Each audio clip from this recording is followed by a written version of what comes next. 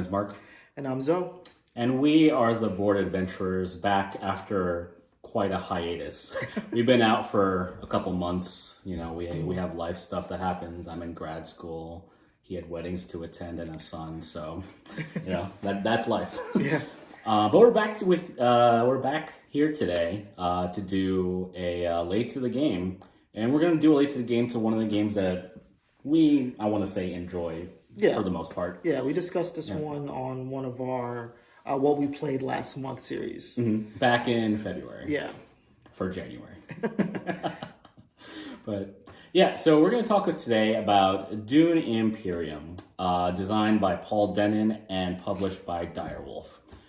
Dune Imperium is a 2 to 4 player worker placement hybrid with a deck building game where you're trying to almost live out the Dune universe. So the way you play Dune Imperium is you have 2 workers and these little meeples that you have.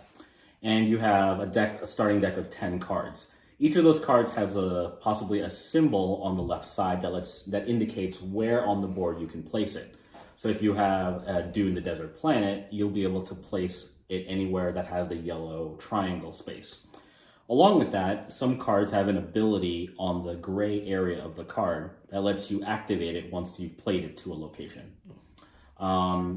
Once you've placed your 2 meeples, you'll take a reveal action because you'll have nowhere to place it on the board.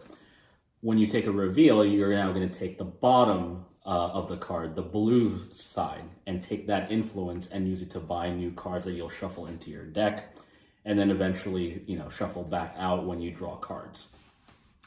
But otherwise, you're just racing to 10 points. That's the main point of the game. You have conflicts where every round, so you have I believe 10 rounds of the game. Mm-hmm. Every round is a new conflict. Sometimes that conflict will give you victory points. Sometimes it will give you maybe intrigue cards, sometimes maybe spice. You'll use that in combination of just area, not area control, but you're placing it just to activate cards or activate locations, winning conflicts, and then getting victory points either through intrigue or just total points in general. Yeah. So what do you think about it?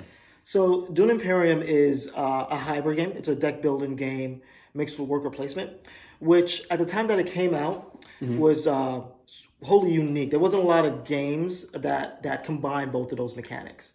Right. And it was a big thing at the time that it came out, especially given the fact that it came out around the time of Lost Ruins of Arnak as well, which also borrows the deck building worker placement aspect. Right. The two of them are almost related. Yeah. Nowadays. Yeah. When one talks about one game, they talk about the other. 100%. Yeah. And for Dune Imperium, it really works for me.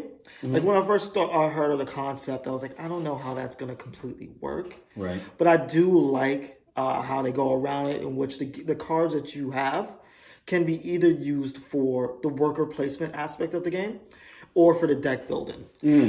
So the cards that you have in your hand, they show where on the board you can go to if you want to place meeple there. And it also shows at the bottom the value of that card that you can use to purchase cards at the end of your round. Right. So it leaves you with an interesting choice of, I have a card in my hand, what am I using it for? And there's an interesting sort of tension in terms of like, I want to use this card for both, but I can't. Right? So you delineating what you're using for worker placement and for deck building is an interesting aspect of this game, which really, really works. Yeah. And like there's other resources in this game besides just your cards. So you're working with spice, you're working with Solari, which is in this game the money aspect, and then you also have water. Yes. It kind of funds almost anything that you want to do on the board. Yeah. And in order to be successful at this game, you have to balance those two very well, deciding what to use for worker placement and what to use for building out your deck. Right, exactly. Because sometimes you'll want a card that might give you, such a good ability when it's revealed, but not be good when you want to play it on the board. So you want to know where you want to buy things. If you want to go the deck building route, or if you do the worker placement route, or like the combat route, which I think combat seems to be like the heavy part of this game. It seems like agree you there. need to win a lot. Like if I was looking at like most of the ending game combat spaces, you need to win a combat, I think, by the end to win this game because it gives Yeah. you almost 2 points at the end of the game. Yeah, it's a very tight game. There's only 10 points, and it's one of those well-balanced games where at the end of it, it just somehow by the flow of the game, everyone is close to 10 points by the end of the game. So it's kind of well-balanced in that aspect. But you are right. In order to win the game, you have to do well in the combat area of this game. Right. And that's kind of where my first con come into this game. Not a fan of the combat. I don't think it's that interesting. Okay. Is you really just kind of balance in like the workers, the enemies you have. Like you're balancing the workers you're sending out to battle versus what your opponents are sending out to battle as well, and kind of playing this game of chicken. Right. So the idea is that when you have a conflict card coming out, it gives you a prize if you win that conflict at the end of the game. Basically, it's just if you have the most of either combat swords with a combination of your garrison troops that are out on the board, then you'll have the most.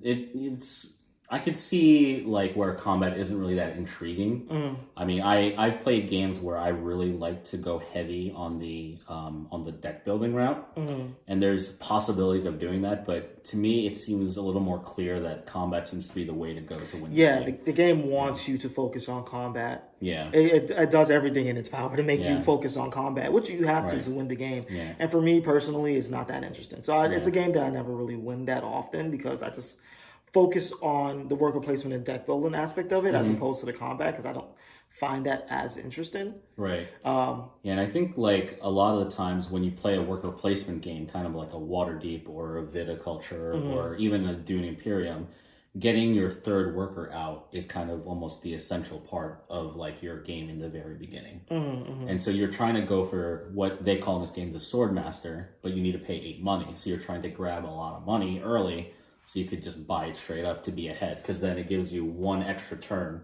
than everyone else that doesn't have their Sword Master. And that's huge in this game. Sometimes like when you get another location, you get more resources, and sometimes those resources scale the more turns someone else doesn't have them. Yeah. So, and one other aspect I do want to bring up with this game is I wouldn't call this a crazy thematic game. Like it's not a pretty artistic wise game, and other than like the clan that you pick at the beginning doesn't really totally feel like Dune. But one aspect of this kind of like the worker placement aspect of the game that I do like that sort of gets there a little bit is the influence track. Like there's 4 different clans that you're vying for influence for, and water is water, and you just kind of you go into those spaces to move up your pieces, and you get certain things from that. Right, and you get victory points by even just having 2. Yeah. So like going up 4, so like each track when you get to level 2. You get 1 victory point. If you go up to 4 and you're the highest one, you get influence with that faction. So you immediately get another victory point. Yeah. So if you somehow can chain all 4 into having major influence in all 4, then you would in a sense essentially have 8 victory points at that point. Yeah. But thematically itself, it's trying to tie into the different factions in the Dune universe. It doesn't totally get there thematically in the game. It kind of works if you know the universe a little bit, like what you're doing. And the art itself too is like based on the characters from the movie, right? Yeah, it's not the based symbols on, itself. Yeah, the symbols in the factions. Yeah. Yeah, exactly. But like I like the art in this. Like I'm not opposed to it. Like it doesn't take a lot to move me in terms of art. Yeah, I was just gonna say the art is not a strong suit of this game. Yeah. It was for something that's part of such a rich IP as Dune. Right. There's a lot of areas for improvement in terms of kind of making you immerse in that world. But I think the board works for me. Oh, the board is serviceable for what you're doing, but not for immersion. Yeah, that's fair. I think like you tend to abstract out the colors and shapes based on the location at that point. It doesn't tell you like, hey, Dune, the desert planet. You're like, oh, I'm heading into the desert. It's just like, oh, it's an orange triangle. The orange triangle is this yellow, is a or the yellow triangle is this yellow area. Yeah. So that's, yeah, like, I tend to abstract out Dune, but those little pieces of like, oh, I'm getting influence with the Fremen, more especially, just because they're the main source of water in this game. I grab onto it for a little bit. Yeah. Okay. Yeah. That makes sense. So in terms of buy, pass, wait, where are you? Where are you on the scale for this? So it's hard because I like Dune with the expansions. And right now we're talking about base game here. We're not talking about anything where you have to buy a second expansion and get like, all two to make it more playable. With that said, the green track on the base game was like, one of the least sought after spaces. That idea of being able to convert spice into Solari, it only took you so far, because sometimes you would need Solari to get your sword master, but then not really need it for anything else. Yeah. And with the caveat that expansion does add more spice rich territories and uses for spice. If I'm just going off a base game, it would just be a normal play. It would be almost like what I would consider a step up above Waterdeep, right? Because you have the worker placement places, and you can understand the idea of like, okay, only one person per location, and then you're using that to kind of buy and like finish off like almost like resource like exchanges, and you're using that to fill in a conflict, as opposed to buying like an adventure card, or like a finishing card. That. Okay. But what do you think?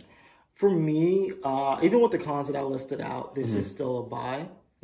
I think the height of this game is kind of so high. Yeah. That any con that I have in terms of kind of like the lack of immersion, the combat not being so interesting for me, still just the worker placement, the deck building, the slight asymmetry to it in terms of like the factions you choose at the beginning of the game. Right. Like all of that really, really works for me at such a high level that this is a buy for me. Okay. Yeah. Yeah, I feel like if we were to include an expansion where we include the first one, which I think is called the Rise of Ix, I think it's called, that change where they add the shipping track over it, if we were talking about expansion wise, I definitely would lean more into a buy of Dune as opposed to just a normal play. Makes sense, yeah. Yeah, but I do love Dune. It's a very crunchy game. Like, it feels like the intrigue that you get when like you don't know what your opponent has when you're doing a conflict, and just like they could surprise you at any point. Yeah. That's what I think what captures me about Dune is like there's always surprises. Yeah, 100%. And that's why I enjoy it a lot. Yeah, for me, it's just such a well-balanced worker placement game. You don't really see that often. In terms of like when you get to the end of the game, everyone is so close that the last few rounds matters so much. Right. Sometimes a worker placement game is like you have like a runaway victor by like 50% in the game, 75% in the game. Yeah. This one is really tight. Yeah. Which makes it very, very fun in that sense. Yeah, and it feels like you're involved too when it comes to Dune. Yeah. Like, we're probably just like expelling on, but we just really like this game. Yeah, it's a great game. Yeah, I definitely, if you can get it out and find it, play it somewhere, definitely give it a try. Yeah, 100%. Yeah. All right. With that said, I'm Mark. I'm Zoe. We'll see you later.